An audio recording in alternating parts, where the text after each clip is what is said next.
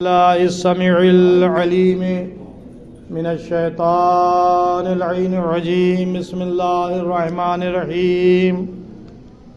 الحمد لله رب العالمين والصلاة والسلام على أشرف الأنبياء والمرسلين وخاتم النبيين بالقاسم محمد صلى الله عليه وسلم وعلى أهل بيته الطيبين الطاهرين المعصومين ولعنة الله على أعدائهم أجمعين. أما بعد فقد قال سبحانه تبارك وتعالى في قرآن المجيد والفرقان الحميد وهو أصدق الصادقين وقوله الحق. بسم الله الرحمن الرحيم. ان اللہ اصطفى آدم نوحا وآل ابراہیم وآل عمران علی العالمین ذریۃ بعضها من بعض واللہ سمیع علیم. صلوات محمد وعلی عزیزوں، میں نے آپ کے سامنے قرآن مجید کے سورہ آل عمران کی آیہ کریمہ کی تلاوت کرنے کا شرف حاصل کیا ہے. اس آیہ کریمہ میں خداوند عالم ارشاد فرما رہا ہے کہ ان اللہ اصطفیٰ آدم، یقیناً بے شک اللہ نے آدم کو اصطفیٰ کیا، چن لیا. ونوح، اور نوح کو، وآل ابراہیم، ابراہیم کی آل کو، وآل عمران، اور عمران کی آل کو، علی العالمین، پورے عالمین کے اوپر. ذریۃ بعضها من بعض، جس میں بعض کی ذریت، بعض کی اولادیں ہیں. واللہ سمیع علیم، اور اللہ بہت بڑا جاننے والا بھی ہے اور سننے والا بھی ہے.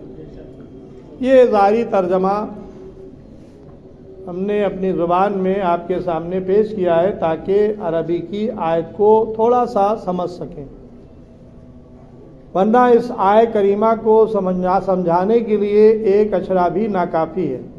میں اسی درگاہ حضرت عباس علیہ السلام میں اسی آیت کریمہ کے موضوع پر تقریباً 12 تقریریں کر چکا ہوں، اور تقریر دائرے کی میری تھوڑا سا بڑی تقریر ہو جاتی ہے، تو گھنٹہ سوا گھنٹے کی تقریر، تو 12 تقریریں میں اس موضوع پر الحمدللہ اسی درگاہ حضرت عباس کے عشرہ محرم میں کر چکا ہوں، اور جس کو ریکارڈ کر کے کتابی صورت میں محسن المجالس کے نام سے شائع بھی کر چکا ہوں. لیکن آج، اور اس کو کافی عرصہ گزر گیا، یعنی ابھی آج کی بات نہیں ہے، کم سے کم 10-12 سال گزر گئے ہوں گے. مجھے نہیں معلوم کہ میں نے اس 12 تقریروں میں کیا پڑھا تھا، لیکن آج جو میں پڑھ رہا ہوں یہ اس کو دیکھ کر یا اس کو یاد کر کے نہیں پڑھ رہا ہوں، بلکہ قرآن احادیث کی روشنی میں اور تاریخ کی روشنی میں یہ ذکر میرا اس وقت کا ہوگا. ہو سکتا ہے کہ اس 12 تقریروں میں آج کے موضوع کے لحاظ سے کچھ بھی نہ ہو جو میں کہنے جا رہا ہوں. قرآن مجید میں 114 سورے ہیں، اور ہر سورے کا نام ہے، اور نام سورے کے لحاظ سے اللہ نے نام معین کیا ہے، یعنی اس چیز کا جو سورے کا نام ہے اس کا ذکر اس سورے میں آیا ہے. سورہ الحمد یا سورہ الفاتحہ اللہ کی حمد و ثنا ہے، اور اس سے افتتاح ہو رہا ہے، لہذا اس کا نام سورہ حمد ہو گیا. سورہ البقرہ گائے والا سورہ، اس لیے کہ وہ 286 آیتوں والا سورہ جو ہے اس کے اندر گائے کا واقعہ موجود ہے، لہذا اس کا نام البقرہ پڑا. سورہ نمل چوٹی والا سورہ، سورہ نحل شہد کی مکھی والا سورہ، سورہ فیل ہاتھی والا سورہ. یہ کیا ہے؟ یہ جانوروں کے نام جو قرآن مجید میں آئے ہیں اور ان سوروں میں ان کا ذکر آیا ہے، اللہ نے ان جانوروں کے نام سے سورہ کو موسوم کر دیا، نسبت دے دی۔ سورہ عنکبوت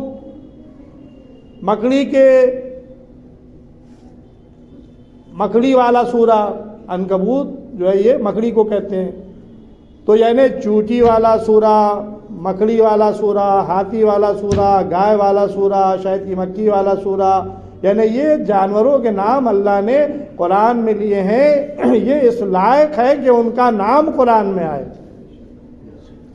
اور جب نام آیا تو اسی کے نام سے سورہ موسوم ہو گیا۔ اب انسانوں میں بھی کچھ نام آئے ہیں، سورہ ابراہیم ہے، سورہ محمد ہے، سورہ آل عمران ہے۔ یہ کیا ہے؟ یہ نام ہے، انسانوں کے نام ہیں۔ جناب ابراہیم نبی تھے، ان کے نام پر سورہ ہے۔ سورہ یونس، جناب یونس پیغمبر تھے، ان کے نام کا سورہ۔ سورہ آل عمران تھے، ان کے نام کا سورہ۔ سورہ محمد مصطفیٰ صلی اللہ علیہ وآلہ وسلم، ان کے نام کا سورہ۔ یہ بنی اسرائیل جناب یعقوب کا لقب تھا، ان کے نام کا سورہ۔ اس طرح سے انبیاء کے ناموں کے سے بھی سورے قرآن مجید میں ہیں، شہروں والے سورے بھی ہیں۔ سورہ سبا، اب سبا جہاں کی بلقیس شہزادی تھی، جناب سلیمان پیغمبر نے جن کے ساتھ عقد کیا تھا اور دعوت دی تھی، ان کے نام، ان کے شہر کا نام ہے سورہ سبا، اس کے نام سے سورہ ہے۔ سورہ ملک، پورا ملک، اس کے نام سے سورہ۔ اس طرح سے قرآن مجید میں مختلف اسماء آئے ہیں سوروں کے۔ اب یہ دیکھنا ہے کہ یہ سورہ جو نام سے آیا ہے وہ کس کے نام سے ہے۔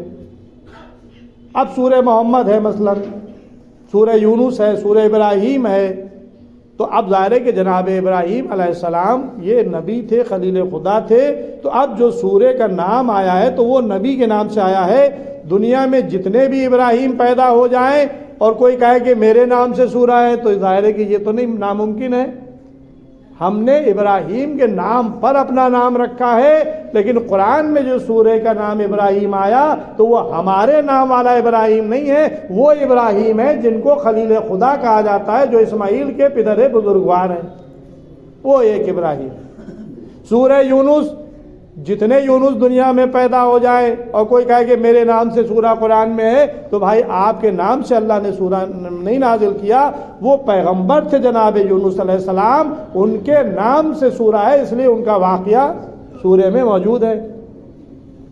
سورہ محمد صلی اللہ علیہ وسلم، اب ظاہر ہے کہ دنیا میں لاکھوں محمد ہیں، لیکن یہ اس محمد صلی اللہ علیہ وسلم کے بعد کے محمد ہیں۔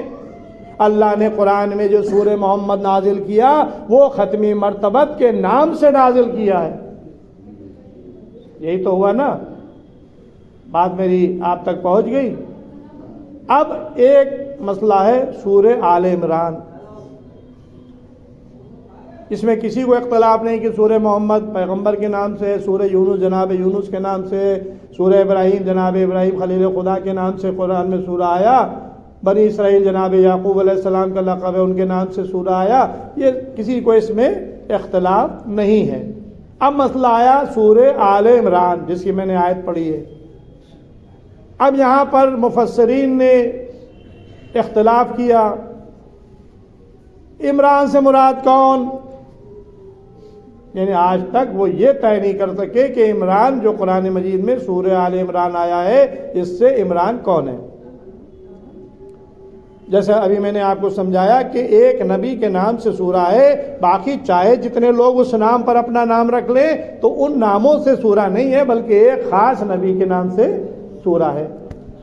تو اب اگر 10 عمران ہو جائیں، 100 عمران ہو جائیں، 1000 عمران ہو جائیں، تو وہ 10 اور 100 1000 کے نام سے سورہ آل عمران نہیں ہے، بلکہ کوئی خاص عمران ہے جس کو اللہ نے منتخب کیا ہے عالمین کے اوپر، اور ان کی اولاد کو منتخب کیا ہے، ان کے نام سے اللہ نے سورہ نازل کیا ہے۔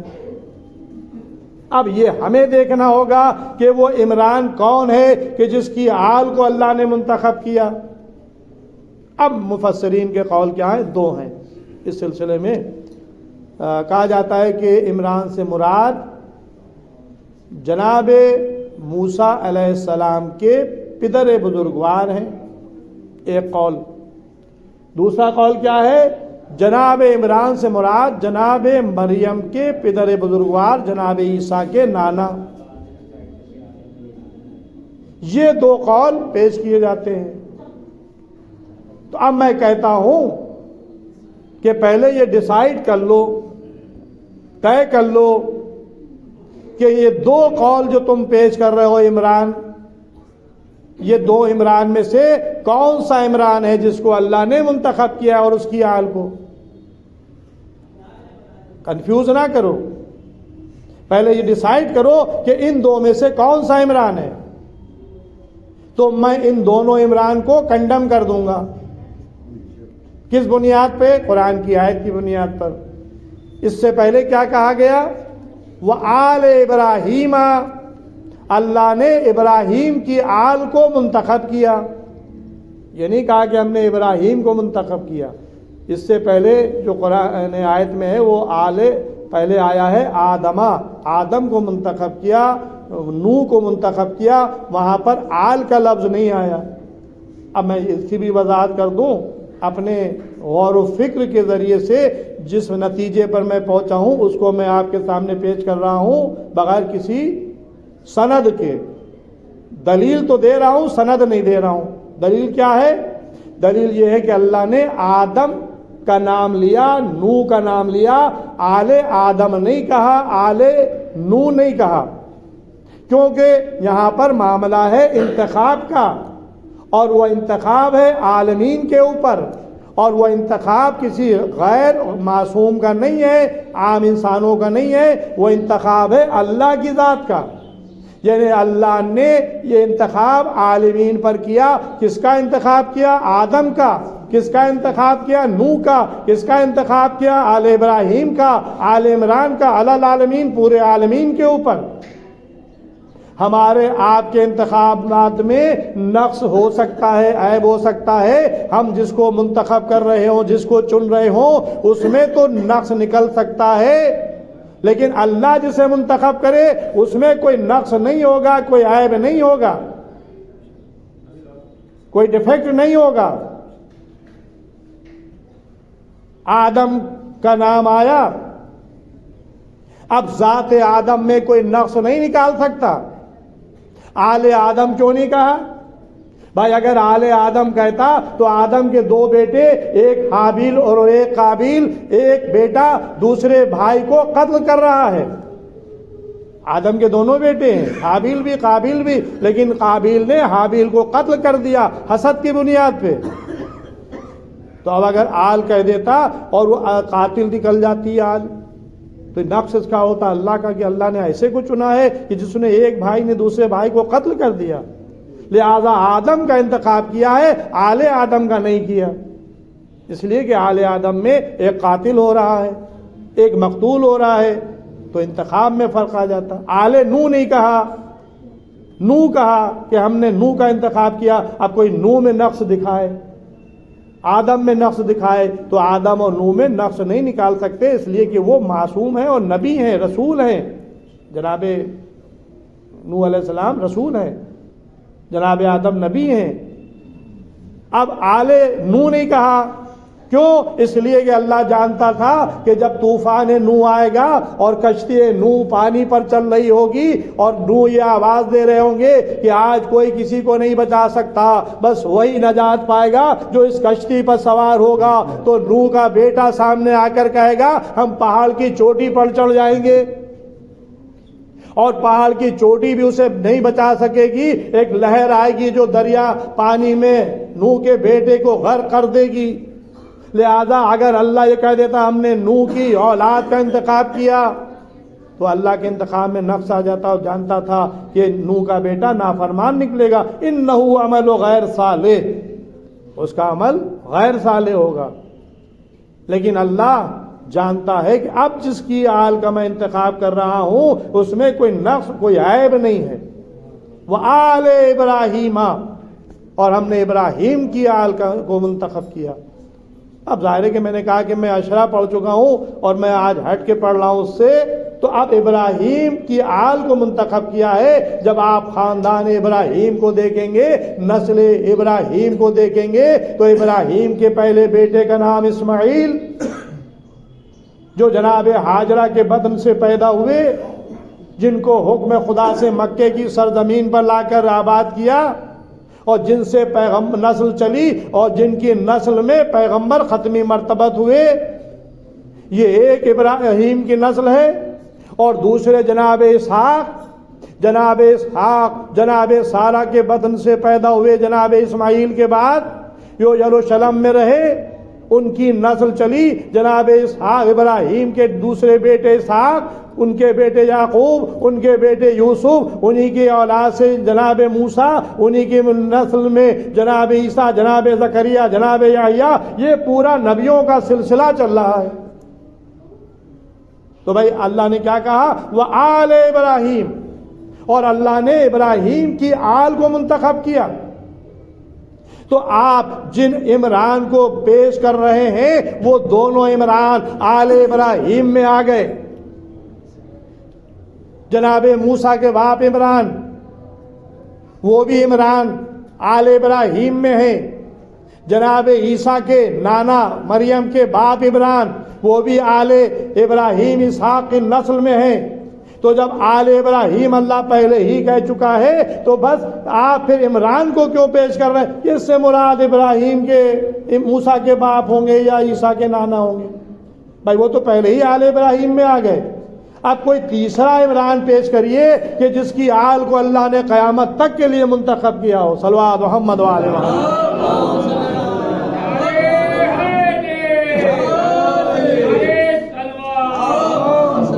کسی تیسرے عمران کو پیش کریے، ان دو کو جانے دیجئے، یہ دونوں تو آل ابراہیم میں آلریڈی موجود ہیں۔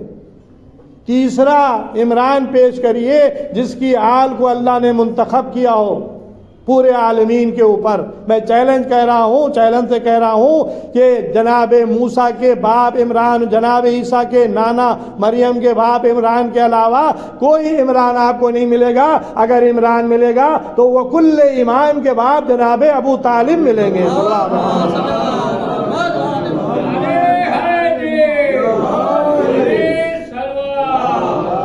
ابو طالب یہ نام نہیں ہے، یہ کنیت ہے۔ ابو طالب، عرب میں دستور یہ تھا کہ جب کسی کے یہاں پہلا بیٹا پیدا ہوتا تھا تو اس کے بیٹے کے نام پر باپ کو پکارا جاتا تھا۔ ابو القاسم، عبد المطلب۔ اب یہ ابو القاسم پیغمبر کا لقب ہے، نام نہیں ہے، ان کا نام محمد صلی اللہ علیہ وسلم ہے، لقب کیا؟ ابو القاسم، یعنی قاسم کے باپ۔ پیغمبر کے جو پہلے فرزند پیدا ہوئے تھے ان کا نام قاسم تھا، اور ان کے قاسم پر پیغمبر کا لقب ابو القاسم قرار پایا تھا۔ اب جناب ابو طالب، ان کے 4 بیٹے، سب سے بڑے بیٹے کا نام طالب، ان سے چھوٹے بیٹے کا نام عقیل، ان سے چھوٹے بیٹے کا نام جعفر، جن کو جعفر طیار کہتے ہیں، ان سے چھوٹے بیٹے مولا کائنات علی بن ابی طالب علیہ السلام۔ یہ 4 بیٹے جناب ابو طالب کے ہیں۔ تو اب جناب ابو طالب یہ آپ کی کنیت ہے، کیونکہ بڑے بیٹے کا نام طالب تھا اس لیے آپ کو ابو طالب کہا گیا، اور یہ اتنا مشہور ہوا کہ آج تک لوگ ابو طالب ہی کے نام سے ان کو پہچانتے ہیں، اصل نام ان کا کوئی ہر ایک نہیں جانتا۔ لیکن مولا کائنات نے یہ وضاحت کی، بتایا کہ میرے باپ کا نام عمران ہے۔ تو اب قرآن میں جو سورہ آل عمران آیا ہے یہ کوئی اور عمران نہیں ہے، یہ عمران جناب ابو طالب ہیں، جن کو اللہ جن کی اولاد کو منتخب کر رہا ہے۔ اب ظاہر ہے کہ ابو طالب کے علاوہ کوئی علی، کسی کا بیٹا علی ہے کیا؟ ابو طالب کے علاوہ کسی کا بیٹا حسن مجتبیٰ ہے کیا؟ ابو طالب کے علاوہ کسی کا بیٹا حسین ابن علی ہے کیا؟ ابو طالب کے علاوہ کسی کا بیٹا علی ابن الحسین ہے کیا؟ ابو طالب کے علاوہ کسی کا بیٹا محمد باقر ہے کیا؟ ابو طالب کے علاوہ کسی کا بیٹا جعفر صادق ہے کیا؟ ابو طالب کے علاوہ کسی کا بیٹا امام زمانہ ہے؟ یعنی امام زمانہ علیہ السلام کے نام سے جب آپ پیچھے چلے جائیں گے تو یہ سلسلہ جا کر ابو طالب پر ٹھہرے گا. تو اللہ کیا کہہ رہا ہے کہ وآل عمران، ہم نے عمران کی اولاد کو چنا ہے عالمین کے اوپر. تو یہ 12 امام کسی اور کی اولاد نہیں ہے. 12 امام یہ ابو طالب کے اولاد ہیں، ابو طالب کے فرزند ہیں. تو یوں کہا جائے کہ یہ ہیں ابو الائمہ. اولیاء کائنات کا بھی لقب ہے ابو الائمہ، لیکن ہم جناب ابو طالب کے لیے بھی جملہ کہہ رہے ہیں کہ ابو الائمہ، اس لیے کہ جب پہلے امام کے باپ یہ ہیں تو باقی تو انہی کی اولادیں ہیں. ان کو محسن اسلام کہا جاتا ہے. محسن اسلام اور ایک ہے محسن اسلام، یہ دو ہیں. محسن اسلام جناب ابو طالب ہے اور محسن اسلام جناب خدیجۃ الکبریٰ ہے. دونوں کا احسان ہے. ان کی قوت و طاقت و پشت پناہی کے ذریعے سے احسان اسلام پر جناب ابو طالب کا، اور جناب خدیجہ کا احسان ان کے مال و دولت کے ذریعے سے ہے.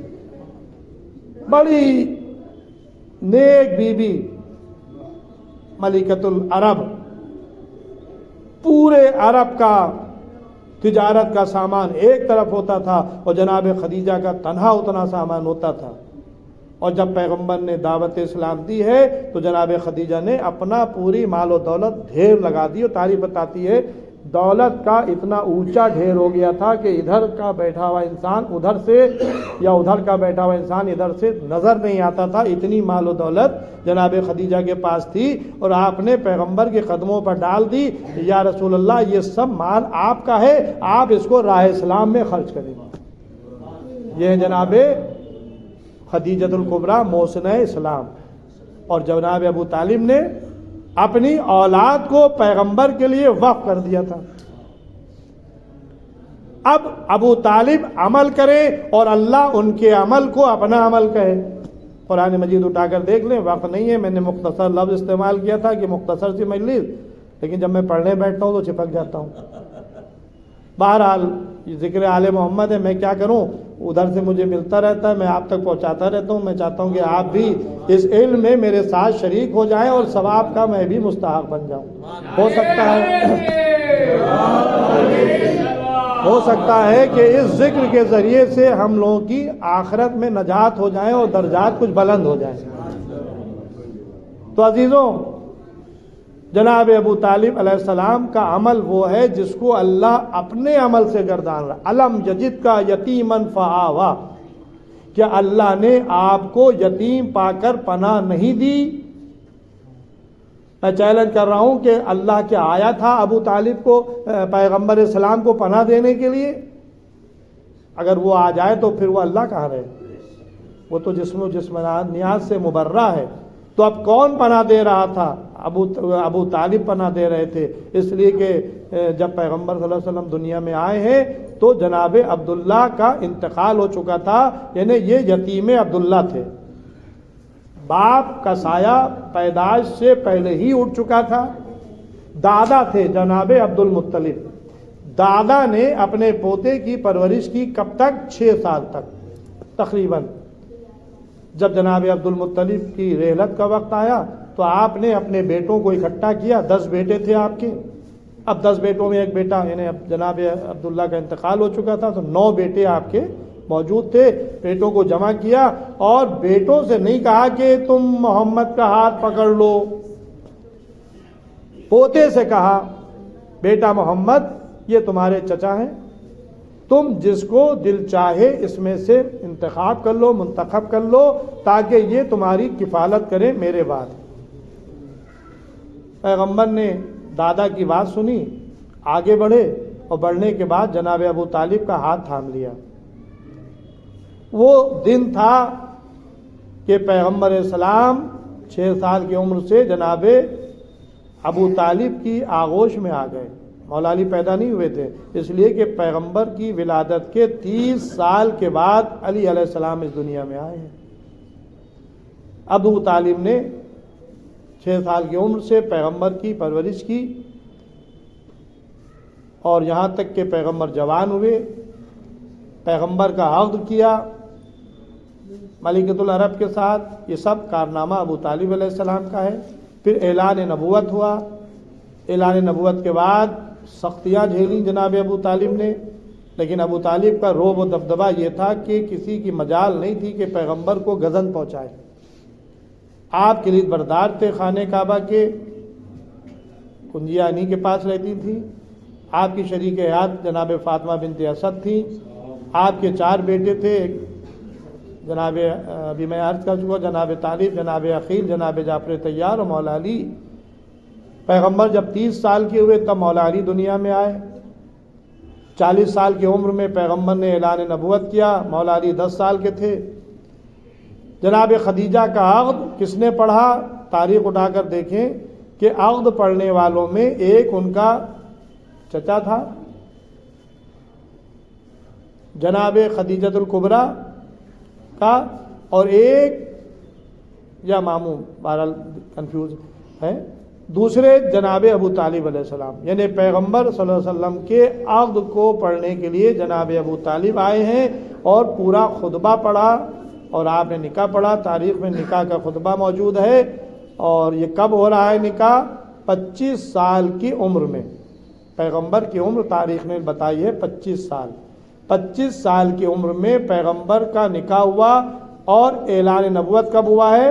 40 سال کی عمر، یعنی 15 سال بیفور، اعلان نبوت سے 15 سال پہلے پیغمبر کا نکاح جناب خدیجۃ الکبریٰ کے ساتھ ہوا۔ نکاح کا خطبہ جناب ابو طالب نے پڑھا۔ اب تاریخ میں خطبہ نکاح کے جملے آپ اٹھا کر دیکھ لیں، مجھے تفصیلات میں نہیں جانا ہے۔ خطبے کا آغاز ہو رہا ہے کہ الحمدللہ رب العالمین وجعل ذریۃ ابراہیم و اسماعیل۔ یہ ہے جناب ابو طالب کے دین مبارک سے نکلے ہوئے جملے کہ تمام تعریفیں اس اللہ کے لیے ہیں جو عالمین کا پروردگار ہے، اور اس نے ہمیں ذریت ابراہیم اور اسماعیل میں قرار دیا۔ اب یہاں پر ایک بات عرض کروں، ابھی میں نے کہا کہ جناب ابو طالب عمل کر رہے ہیں اور خداوند عالم اس عمل کو اپنا عمل بتا رہا ہے۔ علم یجد کا یتیمن فآوا، اے پیغمبر ہم نے آپ کو یتیم پا کر پناہ دی۔ پناہ کون دے رہا ہے؟ ابو طالب۔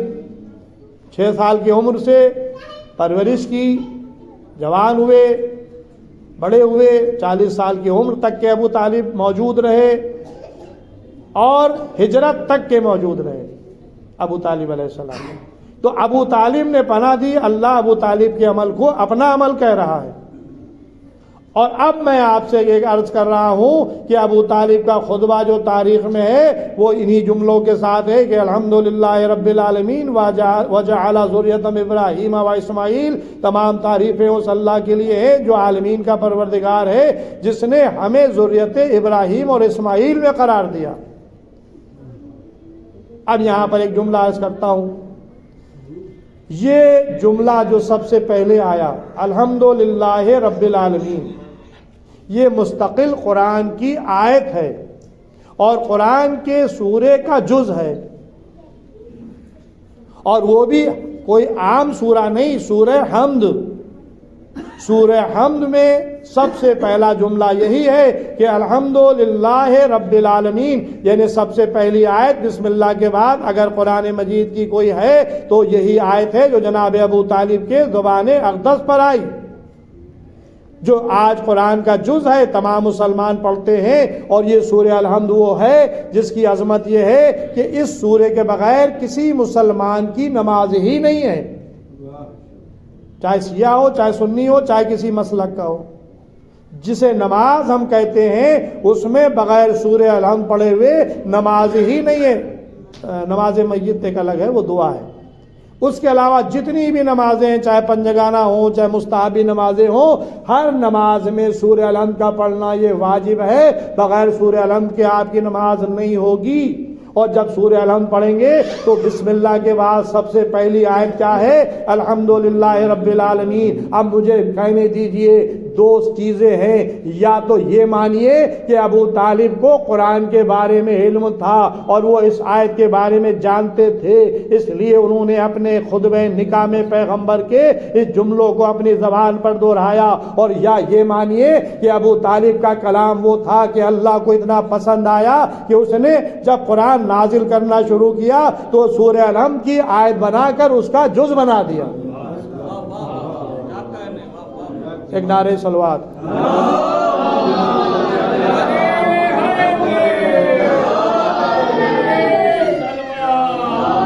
اس لیے کہ قرآن ابھی نازل نہیں ہوا، قرآن ابھی نازل نہیں ہوا، 15 سال کے بعد قرآن نازل ہوگا۔ ابو طالب نکاح کا خطبہ پڑھ رہے ہیں اور کہہ رہے الحمدللہ رب العالمین، اور یہ جملے جو ہے سورہ الحمد کی آیت، پہلی آیت کا جز، پہلی آیت ہے سورہ کا جز ہے بسم اللہ کے بعد۔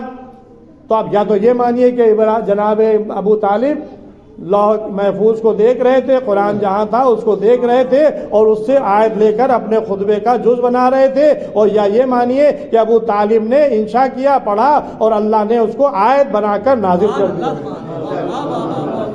تو آپ جس کو کافر کہتے ہیں اس کے کلام کو اللہ جو ہے وہ اپنا کلام کہہ رہا ہے، اس کے عمل کو اپنا عمل کہہ رہا ہے۔ یہ ہے جناب ابو طالب کی شان۔ بس عزیزو، میں پڑھ چکا، بہت ہے پڑھنے کے لیے، لیکن میں نے کہا تھا کہ اختصار، لیکن پھر اختصار کا دامن ہاتھ سے چھوٹ گیا۔ بس یہ سمجھ لیں کہ جناب ابو طالب کی رحلت پیغمبر کے لیے کتنا زیادہ تکلیف دہ تھا، اس لیے کہ جناب ابو طالب پیغمبر کے پشت پناہ تھے۔ 6 سال کی عمر سے پالا، 40 سال کے جوان ہوئے، پھر 13 سال مکے کی زندگی، 40 50 53 سال ابو طالب کی آغوش میں پیغمبر اسلام پلے ہیں، اور پیغمبر کے اوپر کتنا احسان اور اسلام کے اوپر کتنا احسان تھا ابو طالب علیہ السلام کا اور جناب خدیجہ کا، کہ جب دونوں دنیا سے اٹھ گئے، جس سال جناب ابو طالب کا انتقال ہوا اسی سال جناب خدیجۃ الکبریٰ کا انتقال ہوا۔ پیغمبر کو اپنے چچا اور اپنی شریک حیات کا اتنا صدمہ تھا کہ اس سال کا نام آپ نے عام الحزن رکھا، غم کا سال، یعنی چچا کا اٹھ جانا پیغمبر کے لیے وہ سال پورا 1-2 دن نہیں، پورا سال عام الحزن، غم کا سال پیغمبر کے اوپر اتنی مصیبت گزری۔ ظاہر کے شعب ابو طالب میں پیغمبر پناہ گزیر رہے، وہاں بھی آپ کی مدد رہی، اور پورے رابطہ جو کفار و مشرکین سے رہا اس میں پیغمبر اسلام کے رابطہ اور رازدار جو تھے وہ جناب ابو طالب علیہ السلام تھے۔ بس عزیزوں، جناب ابو طالب کو فراموش نہیں کیا جا سکتا۔ بس اتنا کہنا کافی ہے کہ ابو طالب کو کافر کہنے والوں یہ سمجھ لو کہ ابو طالب کل ایمان کے باپ ہے۔ جس کا بیٹا کل ایمان ہو اس کا باپ کیا ہوگا؟ اور ابو طالب کی اولاد کو اللہ نے چنا ہے، وآل عمران، عمران جناب ابو طالب کا نام ہے، ان کی اولاد کو اللہ نے پورے عالمین پر چنا ہے۔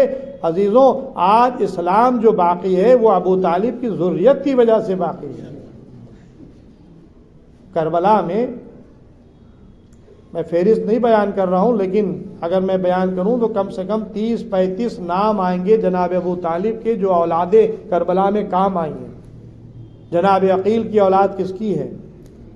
ابو طالب کی۔ جناب مسلم کی اولاد کس کی ہے؟ ابو طالب کی۔ جناب علی ابن ابی طالب کی اولادیں کس کی ہیں؟ ابو طالب کی۔ امام حسین امام حسن کی اولادیں کس کی ہیں؟ ابو طالب کی۔ یعنی اگر کربلا کے شہداء کی فہرست بنائیں تو سب کا سلسلہ ابو طالب سے ملتا ہے، اور یہی وجہ تھی کربلا کے میدان میں جب ہم شکل پیغمبر جناب علی اکبر، ظاہر کہ جناب علی اکبر علیہ السلام پیغمبر کی شبیہ تھے، ابو طالب نے پیغمبر کو پالا تھا، لہذا میرا دل چاہتا ہے چند جملے اسی شبیہ پیغمبر کے پڑھ لوں جو ابو طالب کی آغوش کا پروردہ تھا۔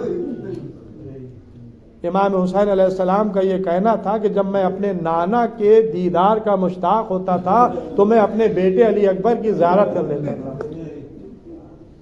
تاریخ نے لکھا کہ جب جناب علی اکبر علیہ السلام آئے ہیں، بابا مجھے مرنے کی اجازت دیں، تو آپ نے کہا کہ بیٹا علی اکبر میں تمہیں کیسے مرنے کی اجازت دوں؟ تمہاری ماں نے اور تمہاری پھوپھی زینب نے تم کو پالا ہے، ان کا حق ہے تم پر، جاؤ پہلے پھوپھی سے اور ماں سے اجازت لے لو۔ تاریخ بتاتی ہے کہ جناب علی اکبر خیمے میں آئے، ماں سے اجازت لی، پھوپھی سے اجازت لی۔ میں نہیں بتا سکتا کہ ماں نے اور پھوپھی نے علی اکبر کو کیسے اجازت دی ہوگی، بس مقاتل میں یہ ضرور ملتا ہے کہ جب علی اکبر خیمے سے نکلنا چاہتے تھے تو کبھی خیمے کا پردہ اٹھتا تھا اور کبھی گر جاتا تھا۔ یہ منظر بس دو رخصتیوں میں ملتا ہے، ایک حسین کی رخصتی اور ایک علی اکبر کی رخصتی۔ بیویاں اپنے حلقے میں لیے ہوئے تھیں، جب علی اکبر نکلنا چاہتے تھے تو بیویاں اپنے حلقے میں لیے تھیں، کبھی علی اکبر پیچھے ہٹتے تھے، کبھی آگے بڑھتے تھے، پردہ جو ہے وہ گر جاتا تھا، خیمے کا پھر اٹھتا تھا۔ اور یہی منظر امام حسین علیہ السلام کی رخصتی کے موقع پر ملتا ہے۔ علی اکبر خیمے سے باہر آئے، بابا میں ماں سے پھوپھی سے اجازت لے آیا ہوں۔ اب کیا حسین جواب دیں؟ بیٹے کو سوار کیا گھوڑے پہ، لیکن علی اکبر کو رخصت کرتے کے وقت یہ جملے کہے، اے پروردگار تو گواہ رہنا، اب میرا وہ بیٹا مرنے کے لیے جا رہا ہے جو تیرے رسول کی شبیہ تھا، خلقت میں بھی اور خلق میں بھی، کردار میں بھی، اخلاق میں بھی۔ اور جب میں اپنے نانا کے دیدار کا مشتاق ہوتا تھا تو اس بیٹے کی زیارت کر لیتا تھا۔ اور اس کے بعد مقاتل نے لکھا کہ امام حسین علیہ السلام نے اسی آیہ کریمہ کو پڑھا جس کو میں نے سرنامے کلام قرار دیا تھا کہ ان اللہ اصطفیٰ آدم نوحا وآل ابراہیم وآل عمران علی العالمین ذریۃ بعضھا من بعض واللہ سمیع علیم۔ علی اکبر کی رخصتی کے وقت حسین کی زبان پر یہی آیہ کریمہ تھی، بتا دیا کہ یہ ذریت آل عمران ہے جو اس وقت مقتل میں مرنے کے لیے جا رہا ہے۔ بس عزیزوں، علی اکبر میدان میں آئے، حسین در خیمہ پر ہیں، ماں در خیمہ پر حسین کے چہرے کو دیکھ رہی ہے، اور ماں علی اکبر کو نہیں دیکھ رہی ہے، حسین کے چہرے کو دیکھ رہی ہیں، اس لیے کہ باپ کا دل ہے، جب بیٹے پر آنچ آئے گی تو باپ کا دل متغیر ہو جائے گا۔ حسین کا چہرے کا رنگ بدلا، خیمے سے جناب ام لیلہ نے آواز دی، اے میرے والی، میرے لال کی خیر تو ہے؟ ام لیلہ، ہاں تمہارا بیٹا بھوکا پیاسا ہے، اور اس کے مقابلے پر نامی پہلوان جو بھوکا پیاسا نہیں ہے وہ آیا ہے۔ اے لیلہ، میرے نانا نے فرمایا ہے کہ ماں کی دعا اولاد کے حق میں جلد قبول ہوتی ہے، جاؤ خیمے میں جا کر اپنے بیٹے کی کامیابی کے لیے دعا کرو۔ بس عزیز و تاریخ بتاتی ہے کہ جناب لیلہ خیمے میں واپس آئیں، سر کے بالوں کو بکھرا دیا، ہاتھوں کو دعا کے لیے بلند کیا، رباب آؤ، سکینہ آؤ، زینب آؤ، ام کلثوم آؤ، میں دعا کرتی ہوں تم آمین کہنا، یعقوب کو یوسف سے ملانے والے میرے یوسف کو مجھ سے ملا دے۔ بس ادھر جناب ام لیلہ نے دعا کی، علی اکبر کامیاب ہوئے، واپس آئے۔ بابا پیاس مارے ڈالتی ہے، بابا لوہے کی گرانی، بابا تھوڑا سا پانی مل جاتا۔ اب حسین کیا جواب دے؟ حسین فرماتے ہیں، بیٹا علی اکبر اپنی زبان میرے دہن میں دے دو۔ علی اکبر نے زبان دی، فوراً کھینچ لی، بابا آپ کی زبان تو مجھ سے زیادہ خشک ہے۔ کہا کہ جاؤ، اب تمہارے جد تمہیں حوض کوثر سے سیراب کریں گے۔ انگوٹھی اتاری، دہن میں رکھی اور رخصت کر دیا۔ بس عزیزوں، میں نے مجلس کو تمام کیا۔ علی اکبر میدان میں آئے، پہلے حملے میں 120 دشمنوں کو قتل کیا، دوسرے حملے میں 80 دشمنوں کو قتل کیا، نرغ عادہ میں گھرے۔ جو جناب حمزہ کے لیے طریقہ استعمال ہوا تھا وہی کربلا میں جناب علی اکبر کے لیے استعمال ہوا۔ حسین ابن نمیر کی نے نیزہ دور سے تان کر مارا، ادھر نیزہ مارا، علی اکبر کے سینے میں در آیا۔ علی اکبر سے گھوڑے پر حملہ نہ کیا، چاہا کہ نیزے کو سینے سے نکالے، لیکن نیزہ تو نکل گیا، لیکن اس کی آنی سینے میں ٹوٹ گئی۔ علی اکبر نے گھوڑے کی باہوں میں دونوں باہیں گھوڑے کے گلے میں ڈال دیں، گھوڑا چلا۔ مقاتل لکھتے ہیں جدھر سے گھوڑا چلا دشمنوں کی تلواریں چل رہی تھی، علی اکبر کے جسم کے ٹکڑے ٹکڑے ہو گئے۔ آواز دی، یا ابا علیک منی سلام، اے بابا میرا آخری سلام قبول ہو۔ عزیزو کربلا میں جو شہید گھوڑے سے گرتا تھا وہ حسین کو مدد کے لیے بلاتا تھا، لیکن علی اکبر نے مدد کے لیے نہیں بلایا۔ جانتے تھے کہ جب کوئی شہید گھوڑے سے گرتا تھا یا میرا چچا موجود ہوتا تھا یا میں خود موجود ہوتا تھا، ارے اب تو میرا بابا تنہا ہے، جوان کے لاشے پر باپ کیسے آئے گا، بوڑھا باپ؟